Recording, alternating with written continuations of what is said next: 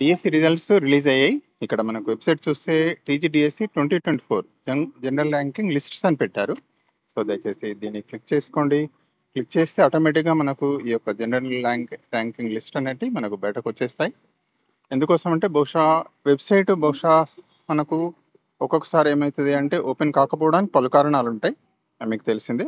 బహుశా ఒకటేసారి లోడ్ పడవచ్చు, సర్వర్ ఈజ్ నాట్ అవైలబుల్ అంటున్నారు. బట్ ఏదైనా మనకి ఇందులో ఈ యొక్క జనరల్ ర్యాంకింగ్ లిస్ట్ మాత్రం ఇక్కడ పెడుతున్నట్టు జిఆర్ఆర్ఏ ఇస్తున్నట్టు దీని ద్వారా స్పష్టమవుతుంది. ఇంకొంచెం వెయిట్ చేయండి, తప్పనిసరిగా మనకు వీటికి బయటకు వచ్చేస్తుంది. సో మళ్ళొకసారి కూడా చూడండి, ఇక్కడ మనకు ఇచ్చాడు టీజీడిఎస్సి 2024 జనరల్ జిఆర్ఎల్ అనేది రిలీజ్ చేసినట్టే మనకు అర్థం.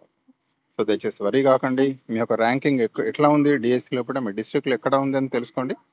ఆ తర్వాత మనకు ఇన్ జనరల్గా మీ కేటగిరీలో ఎక్కడ ఉంది, అదే రకంగా విమెన్ కోట అయితే విమెన్లో ఎక్కడ ఉంది, ఎంతమంది ఉన్నారు చూసుకోండి, పోస్టుల సంఖ్య చూసుకోండి. కొంచెం టైం పడుతుంది, బట్ టెన్షన్ మాత్రం పడకండి. సో దయచేసి డిఎస్సి రిజల్ట్స్ అనేటివి మన సీఎం గారు విడుదల చేశారు. జనరల్ ర్యాంకింగ్ లిస్ట్ కూడా మనకి ఇందులో పెట్టినట్టు అవుతుంది. సర్వర్ అనేది కొంచెం మనకు ఇక్కడ మీరు చూస్తున్నారు కదా, సర్వర్ కొంచెం మనకు టైం తీసుకుంటుంది. బహుశా అది తొందరగా ఓపెన్ కావడం లేదు, బహుశా నెమ్మదిగా మనకు వచ్చేస్తుంది.